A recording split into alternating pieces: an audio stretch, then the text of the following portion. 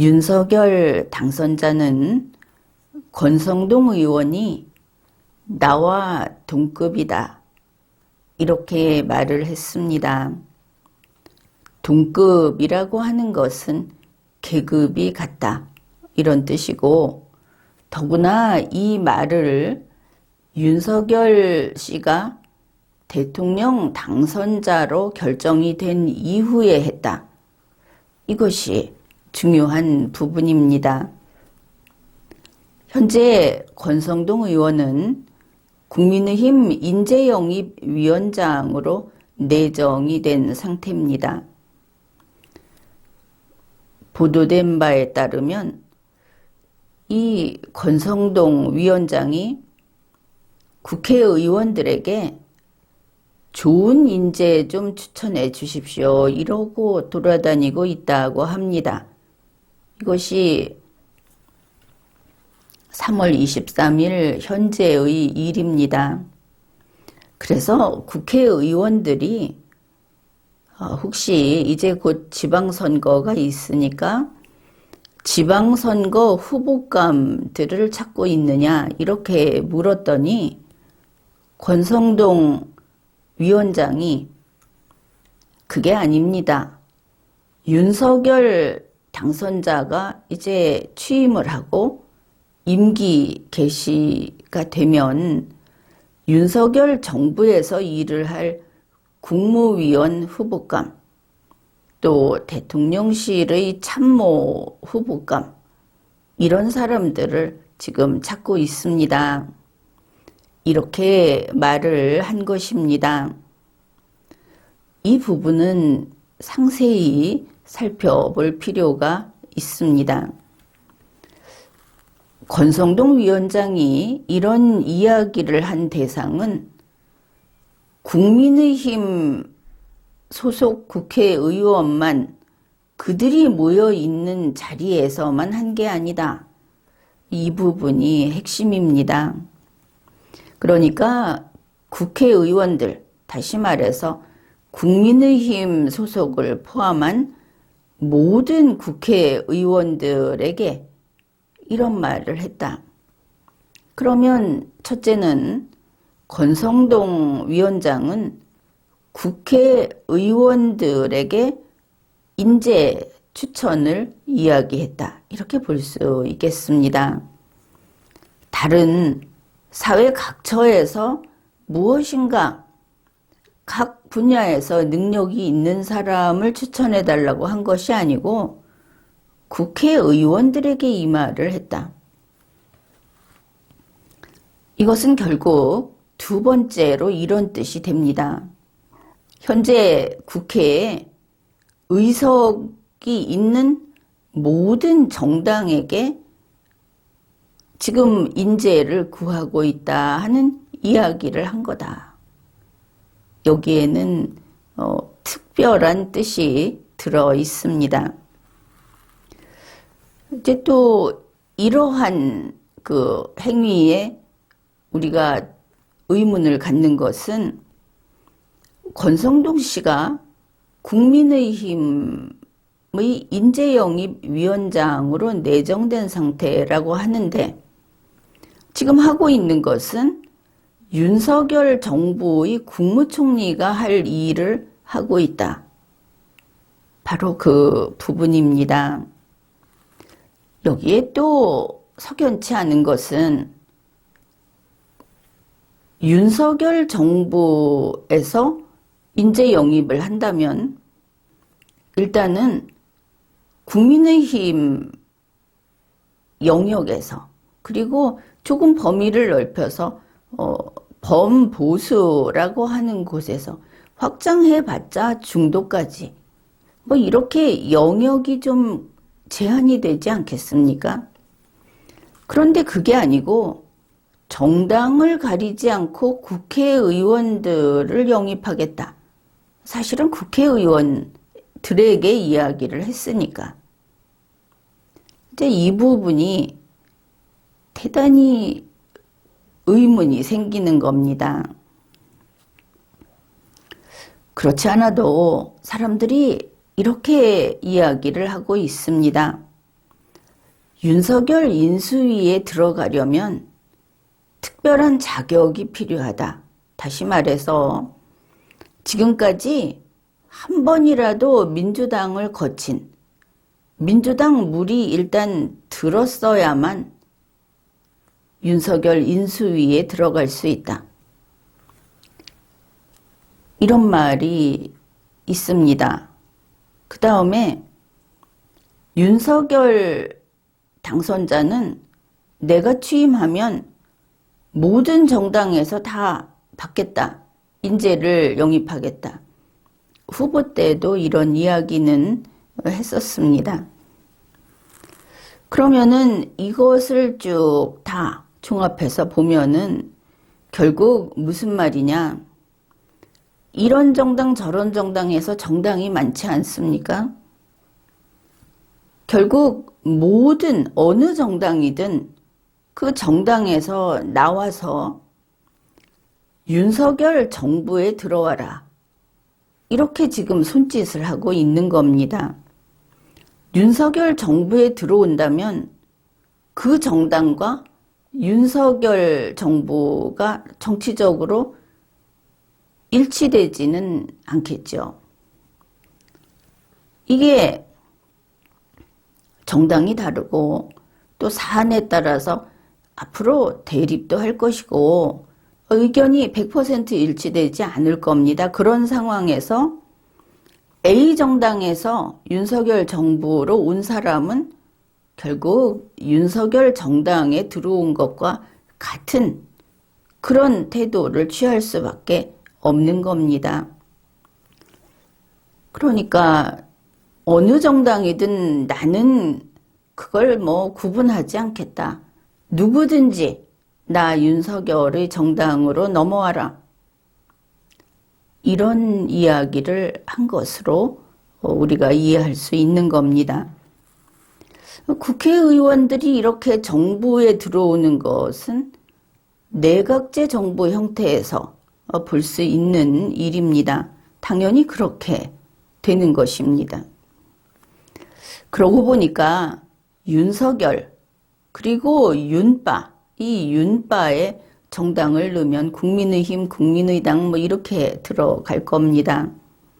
이들은 분명히 내각제 개헌 세력이다. 그렇습니다. 그 다음에 민주당은 현재 국회 제1당입니다. 가장 의석을 많이 가지고 있는. 그래서 이들도 역시 이 윤석열 측에서 내각제 하자 이러면 내각제 좋다. 이렇게 나옵니다. 왜냐하면 제1당이니까 총리는 그러면은 우리 거다. 그러면 다음 총선이 있는데 또 거기에서 민주당이 제1당이 되기만 하면 대선에서는 패배했지만 이제 제도를 바꾸면서 대통령을 다시 민주당이 뺏어오는 거다. 이러면서 찬성을 하는 것입니다. 그렇다면 민주당도 내각제 개헌 세력이 분명합니다. 이렇게 되면 민주당, 국민의힘, 국민의당 이렇게 의석수를 합해보면 개헌 정족수는 충분합니다. 3분의 2를 훨씬 넘는다. 그것을 알 수 있습니다. 그러면 내각제 개헌을 해서 민주당의 총리를 내주는 이런 바보짓을 할 윤석열이나 윤빠는 아니겠죠. 그래서 우리가 기억을 해내야 하는 것이 바로 이 윤석열 측이 대선이 끝나고 나면 바로 거대 신당을 창당한다 했던 그 부분입니다. 그것을 다시 기억을 해내야 하는 것입니다. 이러고 보면 윤석열 측, 윤석열 윤빠 측에서 거대 신당을 창당한다 하는 것은 내각제 개헌의 전제 조건이고 필수 조건이다. 이것을 알 수 있습니다. 당연히 그렇지 않겠습니까? 일단 개헌부터 해서 국회 제1당이 총리를 가져가게 해놓고 2024년 총선에 우리가 제1당이 안 되면 어떻게 할까 하는 그런 모험을 그렇게 운에 맡겨놓고 있을 수는 없는 일이죠. 이미 뽑아놓은 대통령도 날아가게 되니까. 그래서 현재 이 내각제 개헌 세력은 일반에게 알려져 있듯이 여야 모두 찬성하고 있다. 물론 군소정당은 여기 찬성해서 별 이익은 없을 겁니다. 그러나 또 정부에 들어갈 수 있다 하는 면에서는 국회에서는 찬성을 할 거다. 그것을 알 수 있죠. 권성동 의원이 인재 영입을 하고 있다고 이야기를 했는데 그게 지방선거 후보감이 아니고 윤석열 정부의 국무위원, 대통령실의 참모 이런 사람들을 널리 찾아다니고 있다. 국회의원들에게 이런 이야기를 했고 정당 불문하고 이런 이야기를 했다. 그러면 이게 이제 다르게 풀이가 되는 겁니다. 권성동 위원장은 국회의원이라면 정당 구분 없이 당신 지금 장관 시켜줄게. 당신 지금 정부에서 자리 이거 줄게. 이러면서 국회의원 자체를 스카우트하고 있는 중이다. 이렇게 생각해 볼 수 있습니다. 왜 그런 스카웃을 하는가? 이것은 거대 신당에 합류할 사람들을 발탁하고 있는 것이다. 이렇게 보면 이해가 되는 것이죠.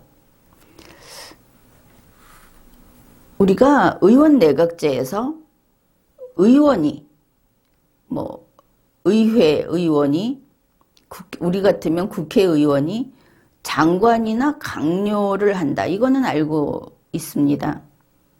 그런데 지금 국회의원에게 가서 장관이나 강요 자리를 가지고 이거 할래 하고 흔들고 있는 겁니다. 그래서 아무 문제가 없는 것처럼 보이는데 여기에 찬성한 이 자리를 받기로 한 사람은 여기에 발탁된 사람은 윤석열의 거대 신당으로 동시에 넘어와 버리는 겁니다. 단지 순서만 바꿔놓고 아무 일도 아닌 정상적인 일처럼 보이는데 실은 국회의원 빼오기 이런 것이 될 것입니다. 그래서 내각제 개헌을 위해서 필수 조건인 거대 신당 창당 작업이 이미 개시됐다. 이렇게 생각을 해볼 수 있습니다. 그런데 사람만 빼온다고 이게 될 것이냐? 그것은 그렇지 않죠. 내각제 추진을 위해서는 그 뼈대를 만드는, 다시 말해서 이 개헌을 할 때 어떻게 하면 우리 정치 조직이 안전하고 그리고 확실하게 그 권력을 거머쥘 것인가. 아직은 저쪽이 다수 당이고 이런 그 여러 가지 조정과 합의가 필요하니까 이런 일들을 해야 하는 겁니다. 일단 이 내각제 추진 조직이 어디에서 일을 하고 있을까? 그러고 보니 인수위가 먼저 생각이 납니다. 지금 윤석열 인수위는 건물을 두 곳을 쓰고 있습니다. 한 곳은 통이동에 있는 금융감독원 연수원, 또 한 곳은 삼청동에 있는 금융연수원, 이렇게 두 곳을 쓰고 있습니다. 통이동 건물은 삼청동 건물보다 협소합니다. 삼청동 건물이 훨씬 넓은 것이죠. 그리고 이 삼청동 건물은 저 북촌이라고 하는 그쪽에 있습니다. 이 두 장소 거리가 얼만큼 떨어져 있는가? 통이동에서 삼청동 이 금융연수원까지 걸어가면 한 30분 걸린다고 합니다.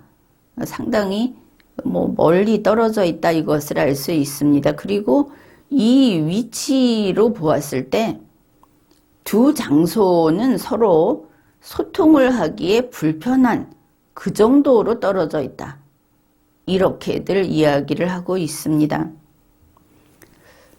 그러면 윤석열 당선자는 이 두 곳 중에 어디에 있을까?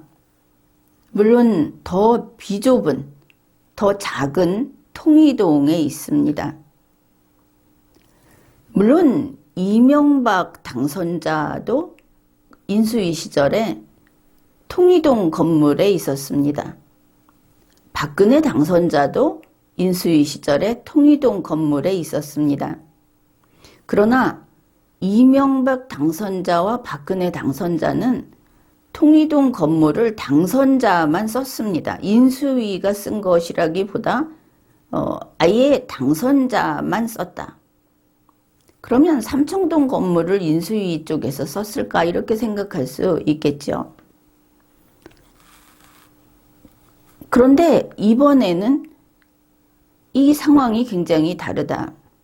김은혜 대변인이 너무 비좁다, 이런 이야기 하지 않았습니까? 실제로 이 협소한 장소에 상당히 많은 인수위 조직을 다 구겨 넣다시피 했다, 이것을 알 수 있습니다. 통이동 건물에서 제일 위층인 4층에 윤석열, 3층에 안철수, 권영세, 원희룡, 2층에 대변인하고 거기 그 대변인실 조직들, 그리고 거기서부터 그 나머지 공간에 이런저런 분과 사무실에 사람이 많죠. 이 사람들이 거기에 있는 겁니다. 물론 분과 사무실 한두 개는 저 삼청동 쪽에 있기는 있는다고 하지만 그 성격이 일이 많고 중요한 것이 보니까 이 통이동 쪽에 다 몰려있다, 그것을 알 수 있습니다. 심지어 기자들 커피 마실 공간도 없어서 노천에다가 텐트를 설치했습니다. 이 역대 인수위는 삼청동에 넓은 건물을 써왔는데, 그러니까 지금도 그걸 쓸 수 있는데 왜 이러는 것일까? 여러분도 궁금할 겁니다.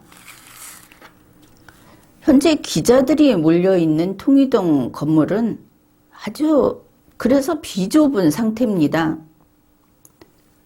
그렇다면 지금 삼청동의 넓은 건물은 누가 쓰는가?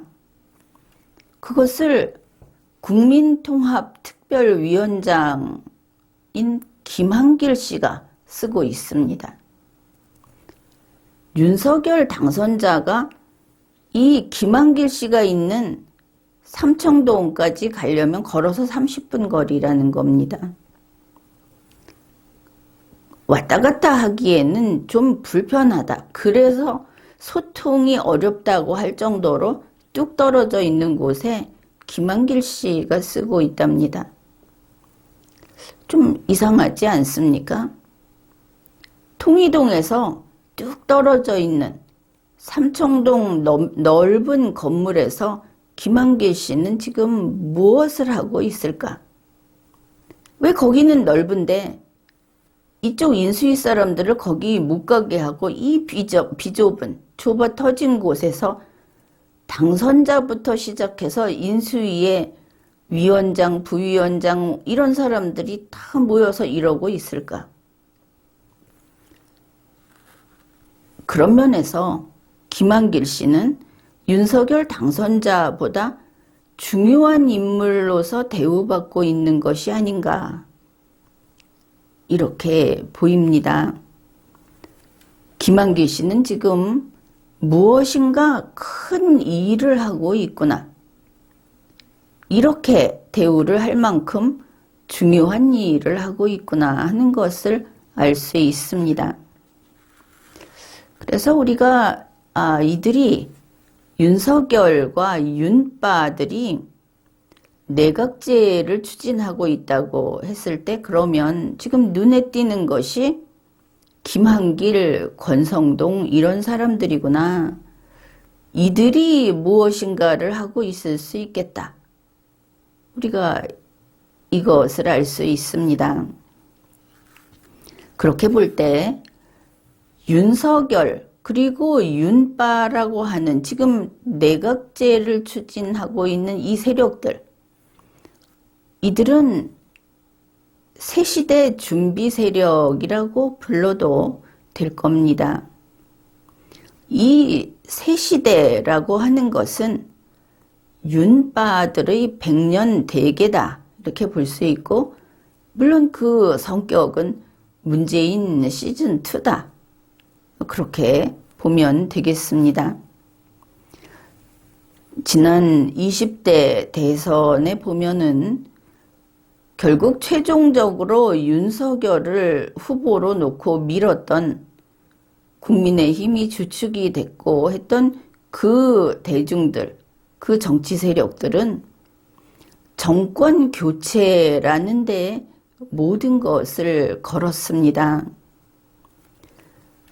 그래서 우리가 너희들은 도대체 지킬 것이 없느냐 이렇게 비판을 했던 겁니다. 그들은 전두환 대통령을 내줬습니다. 전두환 대통령을 싫어하는 정치적 대중들에게 표를 받기 위해서 그들 앞에서 전두환 대통령에게 침을 뱉었습니다.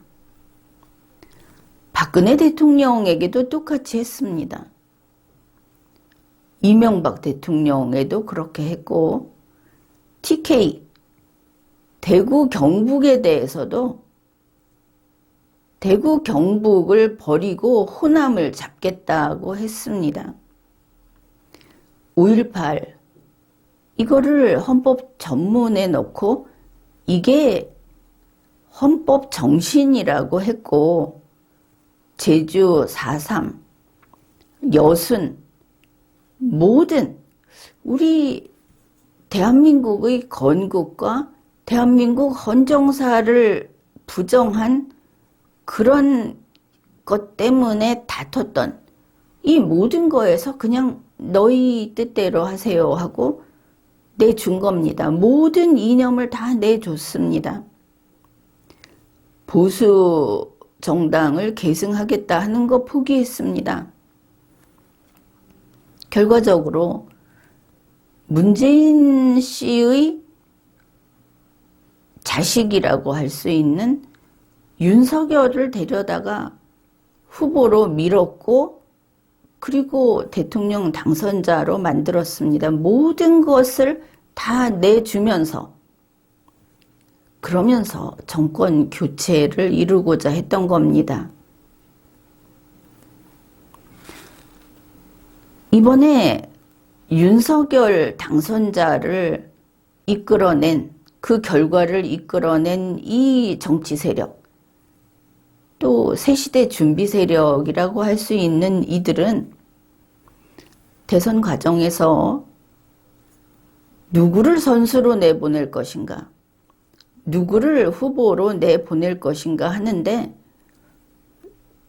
의리 같은 게 없었습니다. 그래도 우리는 이 사람을 내보낼 거다.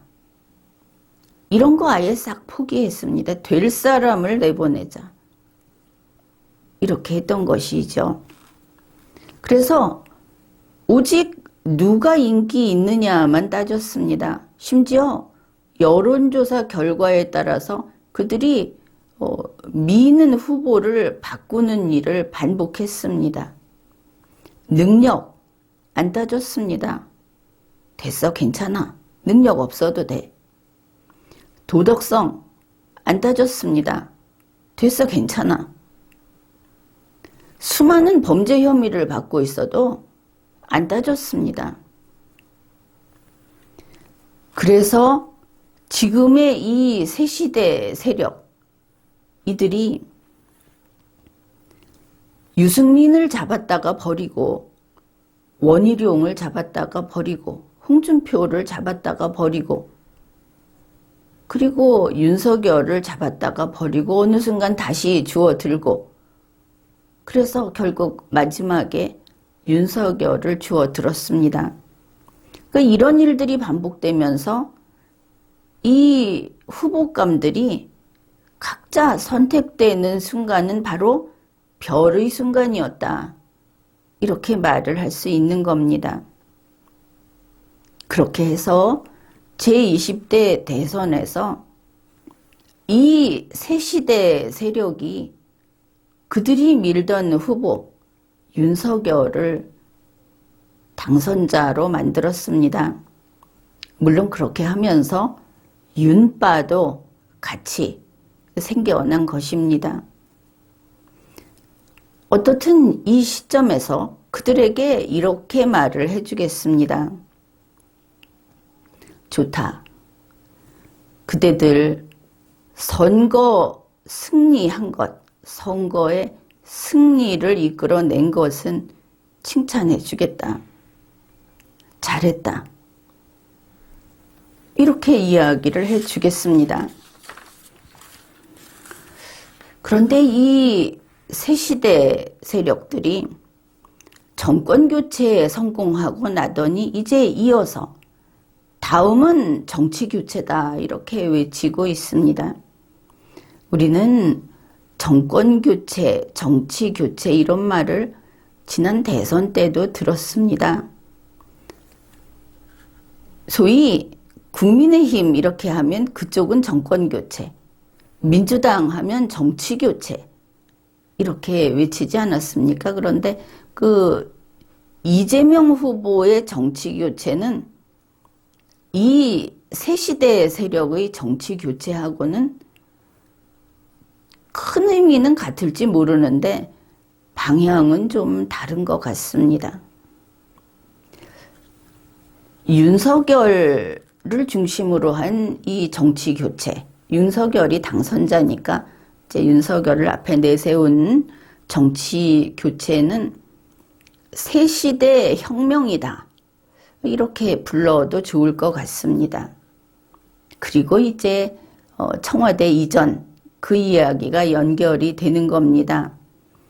이런 관점에서 봤을 때 새시대 세력에게 그들의 도읍지는 용산이어야 한다.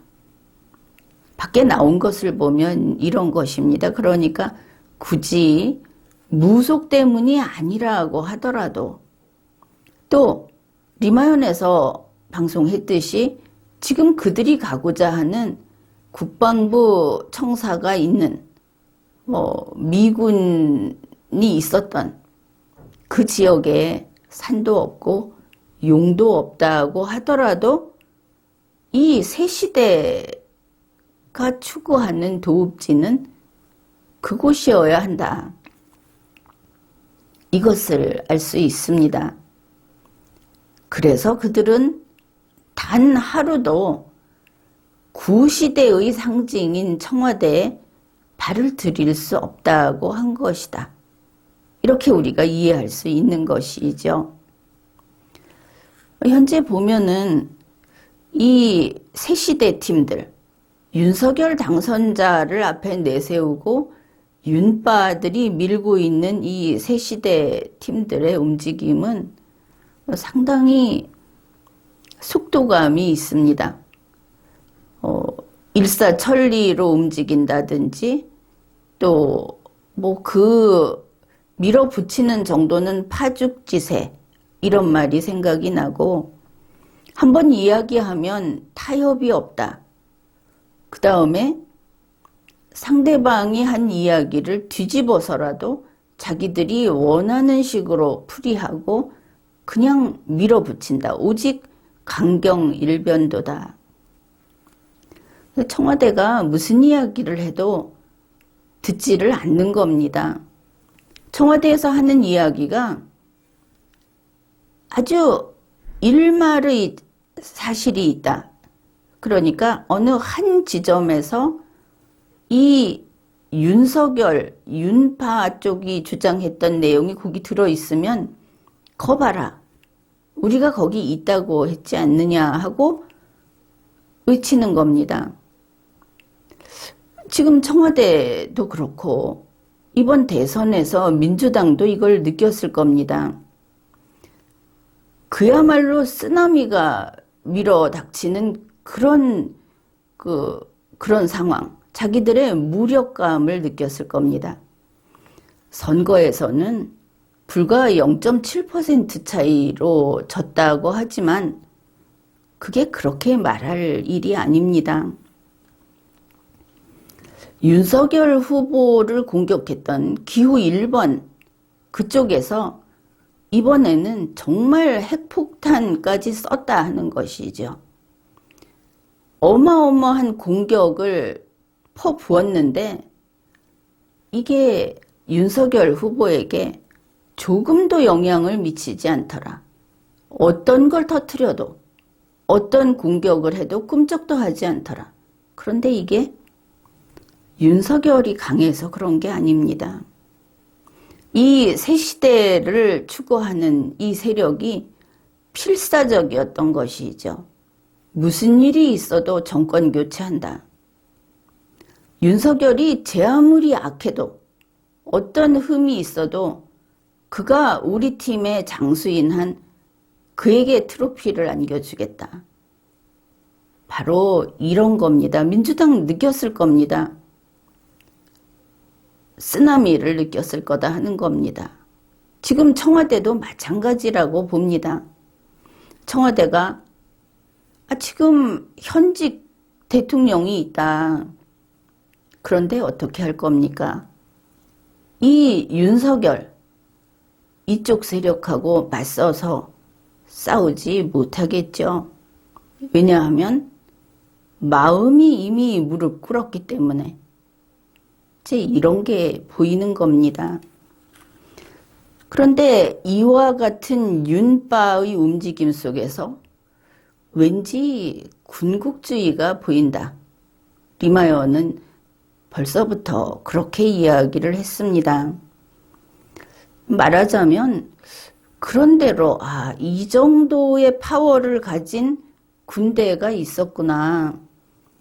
그런 느낌의 좀비 군대가 존재하는 것처럼 느껴진다 하는 겁니다. 그래서 지금 윤석열 당선자를 둘러싸고 있는 소위 윤빠, 이 새시대 추진 세력은 윤빠라기보다 거기서 이제 이 좀비 군대를 이야기해야 할 텐데 그들은 이런 메시지를 내보내고 있습니다. 우리는 모든 영예를 포기한다. 우리는 실리만 추구한다. 그리고 우리는 세상을 지배하겠다. 그들의 메시지는 분명하게 이렇게 나오고 있습니다. 이것을 보면은 이들이 정권 교체에 필사적이었다. 모든 것을 걸었다고 했던 바로 그들. 일단은 역전의 용사라고 해야 할 텐데 그들이 이런 메시지를 내보내고 있다. 만일 그들이 부패하지 않고 탐욕에 빠지지 않고 이걸 관철한다면 좀 상상 외로 아주 강한 세력일 거다. 그 세력이 뿌리를 내려버릴 거다. 이런 생각을 합니다. 요즘 보면 윤빠 측에서 이번에 정권 교체를 혁명이라고 이야기를 합니다. 여러분은 이걸 좀 이해하기 어려웠을 겁니다. 촛불 혁명을 뒤집어 엎는 혁명인데 그 혁명이 실은 민주화 30년 뿐만 아니라 덩달아 대한민국 헌정사 70년을 뒤집어 엎는 그런 혁명이라고 그렇게 보입니다. 그들의 주장과 함께. 실제로 현재 혁명이 시작된 것을 알 수 있습니다. 지금 윤석열 당선자를 보면은 한번 이야기했습니다만 당선자는 선거에서 승리한 사람 아닙니까?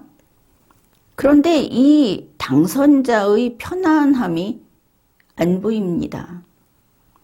마치 상관의 명령에 아주 발빠르게 움직여야 하는 바로 이런 명령에 시달리는 하급장교 같은 모습을 보이고 있습니다.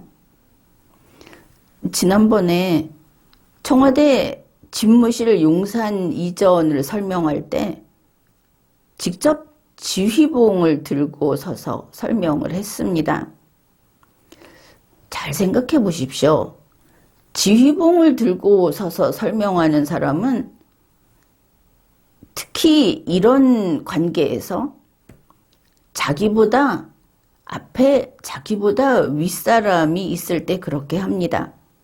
윤석열은 틀림없이 1인자는 아니었다. 그때 모습이 그랬다는 것입니다. 게다가 지금 인수위를 보면 윤석열보다 김한길이 상급에 있는 것 같고 또 권성동은 동급이라고 하지 않습니까? 게다가 이 세력이 혁명 중인데, 혁명 수행 중인데 이들이 어느 정도의 결기가 있나 하는 것을 윤석열 당선자가 보여주고 있습니다. 윤석열 당선자는 용산시대를 연다 하는 것은 양보할 수 없다. 그러면서 여러 가지 이유가 있었음에도 불구하고 만일 이게 기다려야 한다면 구시대의 상징인 청와대에 한 발짝도 들여놓지 않고 차라리 가건물에서 시작하겠다. 이렇게 말을 했습니다. 그러니 야전 침대도 다시 생각이 나고 들판에 컨테이너 놓고 생활하겠다 하는 것도 생각이 나고 그렇습니다. 그러면은 어떻게 할 것이냐. 통이동에서 그냥 계속 취임 후에도 거기에서 임무를 수행하겠다 이렇게 이야기를 하는데 지금 민주당이나 또 이러한 윤석열 당선자 측의 주장에 반대하는 사람들은 아마 이거 믿고 있을 겁니다. 출퇴근하면서 교통통제 어떻게 할 거냐? 그러면 집에서 다니면 국민들에게 그렇게 폐를 끼쳐도 되겠느냐? 이거는 윤석열이 아마 아무 소리 못할 거다. 이걸 믿고 있을 텐데 좀 생각해 봐야 할 부분이 있습니다. 지난번에 한남동에서 용산까지 직접 이동을 했다고 하지 않습니까? 시뮬레이션으로. 그때 교통통제 안 했답니다. 물론 토요일 낮이니까 그냥 했다고 하는데 한남동에서 용산까지 오는데 교통통제 없이 10분 만에 왔다. 이게 시사하는 게 뭐냐. 윤석열 당선자는 대통령이 돼도 출퇴근할 때 교통통제 안 할 수도 있다 하는 것을 생각해야 합니다. 교통통제를 안 한다고 하면 관저 문제가 해결이 됩니다.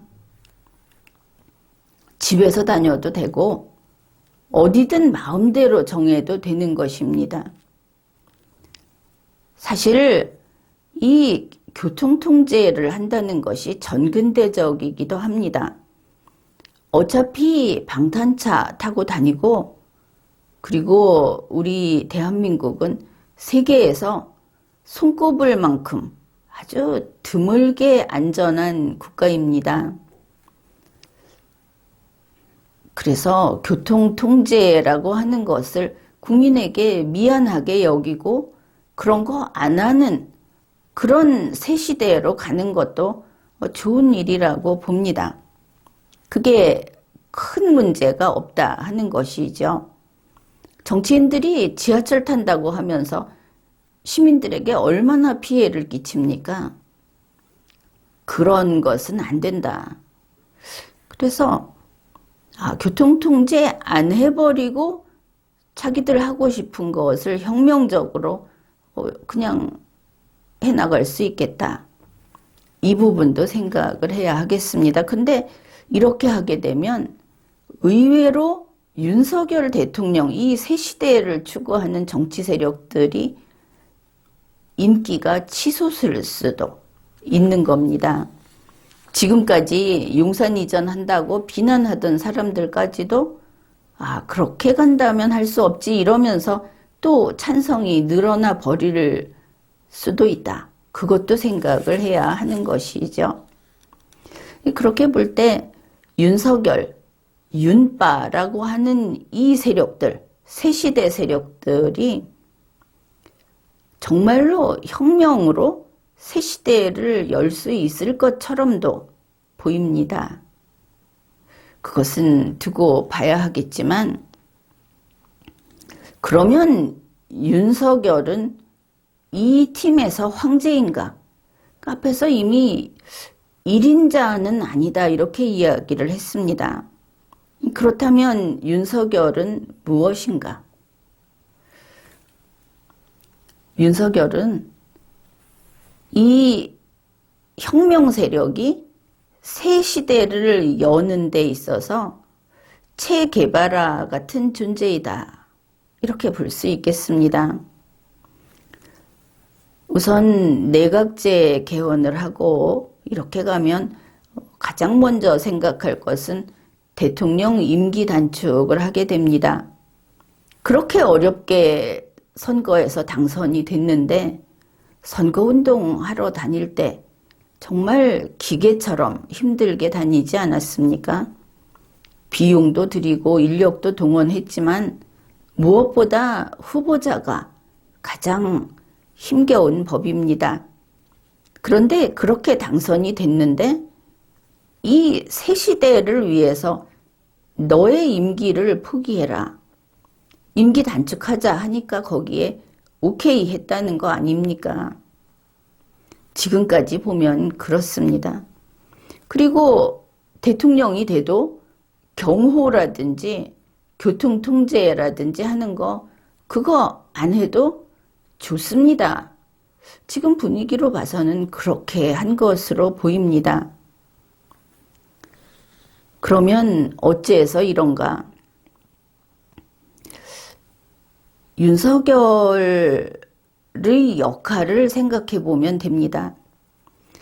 우리가 그 주차장에서 주차 공간이 하나 있는데 지금 당장은 주차를 하지 않을 거지만 조금 있다 오면 그게 없어질 것 같다 할 때 이게 좀 얌체족인데 이런 것을 종종 봅니다.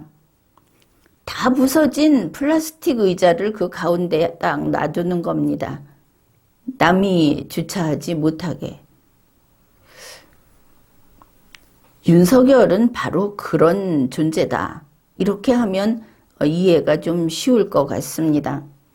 그 부서진 플라스틱 의자 자체는 일정한 용도는 있죠. 그러나 그거 자체는 가치가 없습니다.